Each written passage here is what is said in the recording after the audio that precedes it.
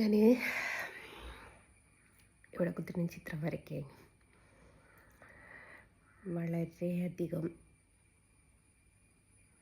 ഒരു വിഷമം വന്നു.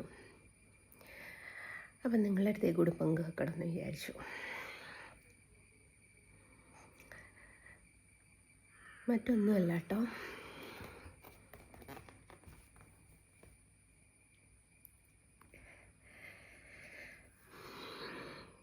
കണ്ണനോട് എങ്ങനെ നന്ദി പറയണമെന്ന് എനിക്കറിയാൻ പറ്റാത്തൊരവസ്ഥ.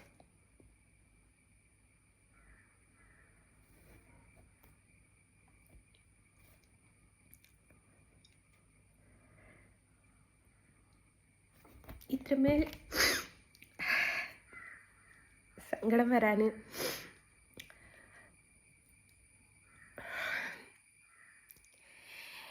എനിക്കറിഞ്ഞൂടാ. കണ്ണൻ എന്നൊരു വ്യക്തി എൻ്റെ ജീവിതത്തിലേക്ക് കയറി വന്നിട്ടില്ലായിരുന്നേ, ഞാൻ എന്തായി മാറുമായിരുന്നു, ഏതായി മാറുമായിരുന്നു എന്ന് എനിക്കറിഞ്ഞൂടാ. പലരും പറഞ്ഞ് കളിയാക്കിയിട്ടുണ്ട് 9ാം ക്ലാസ്സുകാരി എന്ന് പറഞ്ഞിട്ട്. ഈ 9ാം ക്ലാസ്സുകാരിയെ ലോകമൊന്നായിട്ട് അറിയപ്പെടുന്നൊരു ചിത്രകാരിയാക്കിയത് കണ്ണനാണ്.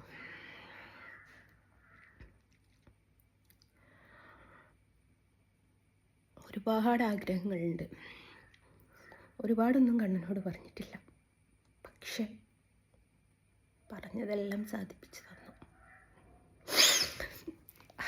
അപ്പം നിങ്ങൾ കമൻ്റ് ഇട്ട് ചോദിക്കും, നിനക്ക് കണ്ണനാണോ സാധിപ്പിച്ചതെന്ന്. നെഞ്ചത്ത് കൈ വെച്ചിട്ട് വരാൻ പറ്റും, കണ്ണൻ മാത്രം എനിക്ക് സാധിപ്പിച്ചു തന്നു. ഞാൻ പറഞ്ഞില്ല, കൂടുതലൊന്നും ഞാൻ കണ്ണനോട് പറഞ്ഞിട്ടില്ല. പക്ഷെ പറഞ്ഞ കാര്യങ്ങളൊക്കെ മടി കൂടാതെ, വിഷമം കൂടാതെ, തളർത്താതെ ആഗ്രഹങ്ങളൊക്കെ സാധിപ്പിച്ചു തന്നു.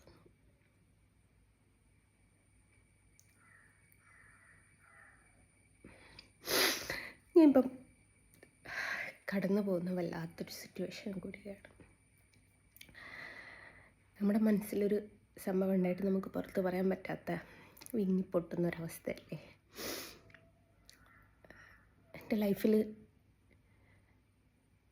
കണ്ണനോടുള്ള സ്നേഹമോ അല്ലേ കണ്ണൻ എന്നോടുള്ള സ്നേഹമോ വെളിപ്പെടുത്താൻ മണിക്കൂറുകൾ മാത്രമേ ഒരു പക്ഷേ എൻ്റെ ലൈഫിലുള്ളൂ. എന്നാൽ പോലും എങ്ങനെയാണ് പറയേണ്ടതെന്ന് എനിക്കറിയില്ല. ഞാൻ വരച്ചപ്പോൾ എനിക്ക് എന്തോ ഇമോഷൻ, വല്ലാത്ത ഒരു വിഷമം, സഹിക്കാൻ പറ്റാത്തൊരു വിഷമം. കളിയാക്കിയവരുടെയൊക്കെ മുമ്പിൽ തലയുയർത്തി ജീവിക്കാൻ കണ്ണനായിട്ടൊരു അവസരം ഉണ്ടാക്കി തരുമ്പോൾ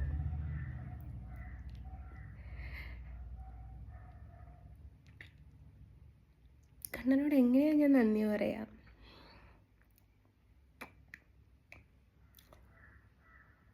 അറിഞ്ഞൂടാ. ഇത്രമേൽ കണ്ണനെ ഇഷ്ടമുണ്ടെങ്കിൽ കണ്ണൻ്റെ മതത്തിൽ പോയിക്കൂടെ എന്ന് ചോദിക്കുന്ന ഒരു മനുഷ്യൻ്റെ ലൈഫിൽ എന്തിനാ മതം? എന്തിനാ മതം? അവനവൻ മറ്റുള്ളവരെ ഉപദ്രവിക്കാതെ, ഈ മതം തന്നെ പഠിപ്പിക്കുന്നത് എന്താ വെച്ചാൽ, നമുക്ക് സ്വർഗം മുന്നിലുണ്ട് എന്ന് പറഞ്ഞിട്ട് നമ്മൾ ആരെയും ഉപദ്രവിക്കാതെ നമ്മൾ നല്ല രീതിയിൽ ജീവിക്കാൻ വേണ്ടിയിട്ട്, മാന്യമായിട്ട് ജീവിക്കാനും നല്ല രീതിയിൽ ജീവിക്കാനൊക്കെ നമുക്ക് മുമ്പിൽ ഈ കുഞ്ഞു കുട്ടികളെ പണ്ട് ഫുഡ് കഴിപ്പിക്കുന്നത് കണ്ടിട്ടുണ്ടോ? എന്തെങ്കിലും ഒരു സാധനം ഇങ്ങനെ നീട്ടിപ്പിടിക്കും, ആദ്യം വാ തുറക്ക്, എന്നിട്ട് ഇത് തരാമെന്ന് പറയും. അതേപോലെയാണ് നമ്മളോട് പറയുന്നത്. നമ്മുടെ മുമ്പിൽ സ്വർഗമുണ്ട്, ആ സ്വർഗം കിട്ടണമെങ്കിൽ നീ ഇന്ന കാര്യങ്ങൾ ചെയ്യണമെന്ന് പറയും. അപ്പം അതാണ് നമ്മൾ മതം എന്ന് പറയുന്നത്. മതം എന്ന് പറയുന്ന ഓരോരുത്തരുടെ വ്യക്തിപരമായിട്ടുള്ള സ്വാതന്ത്ര്യമാണ്.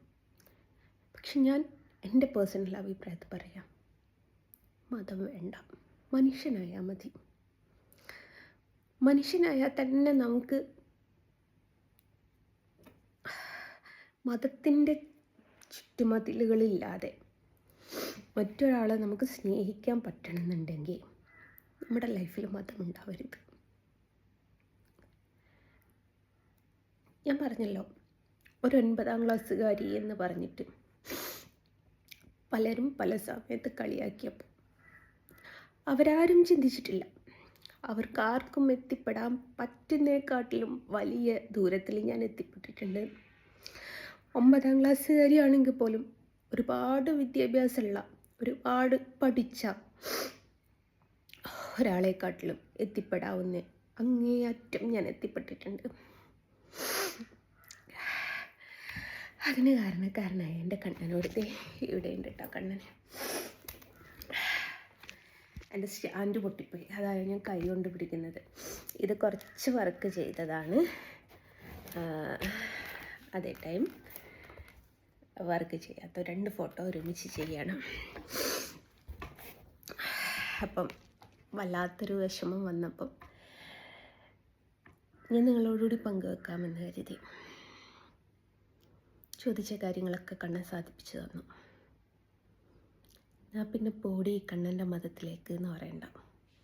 മതം എന്ന് പറയുന്നത് ഓരോരുത്തരുടെയും വ്യക്തിപരമായിട്ടുള്ള സ്വാതന്ത്ര്യമാണ്. ഏത് മതത്തിൽ ജീവിക്കണം എന്നെക്കുറിച്ച് പറയുന്നൊരു കാര്യം കേൾക്കാറുണ്ടോ? അമ്പലത്തിൽ പോകുമ്പോൾ മാത്രം തട്ടമിടുന്നു എന്ന്. അപ്പോൾ അവർ എന്നെ പുറത്തിറങ്ങിയിട്ട് കാണുന്നത് അമ്പല പരിസരത്തായിരിക്കും. അപ്പോൾ എൻ്റെ തലയിൽ തട്ടമുണ്ട്. പക്ഷേ എൻ്റെ ചുറ്റിലുള്ള ആൾക്കറിയാം, ഞാൻ വീട്ടിൽ നിന്ന് പുറത്തിറങ്ങിയാൽ തട്ടം മസ്റ്റാട്ടോ. അത് കുട്ടിക്കാലം തൊട്ടേ അങ്ങനെ ശീലിച്ചു പോയതാണ്. അത് അവരൊക്കെ കാണുന്നത് അമ്പല പരിസരത്ത് വെച്ചിട്ടാണെന്നേ ഉള്ളൂ. പക്ഷേ ഞാൻ പുറത്തിറങ്ങിയാൽ തട്ടമുണ്ട്, അകത്ത് തട്ടില്ല. അതെന്താണെന്ന് എനിക്ക് അറിഞ്ഞുകൂടാ. പുറത്തിറങ്ങിയ തട്ടൊക്കെ തലേന്ന് അഴിഞ്ഞു പോയാൽ ഭയങ്കര വിഷമമാണ്. പക്ഷെ വീട്ടിനുള്ളിൽ അതില്ല. ഭയങ്കരമായിട്ട് സങ്കടം വന്നപ്പോൾ നിങ്ങളിലേക്കൂടെ ഒന്ന് പങ്കുവെച്ചതാണ്. കളിയാക്കിയവരുടെ മുമ്പിൽ, കുത്തുവാക്ക് പറഞ്ഞ ആൾക്കാരുടെ മുമ്പിൽ, കുറ്റപ്പെടുത്തിയ ആൾക്കാരുടെ മുമ്പിൽ, കല്ലെറിഞ്ഞ ആൾക്കാരുടെ മുമ്പിൽ തലയുയർത്തി നിൽക്കുന്നൊരു ദിവസം അത് വരും. ആ ഒരു ദിവസത്തിന് വേണ്ടിയിട്ട് ഞാൻ കാത്തിരിക്കാം. കണ്ണനോട് അത്രമേൽ നന്ദി പറഞ്ഞിട്ട്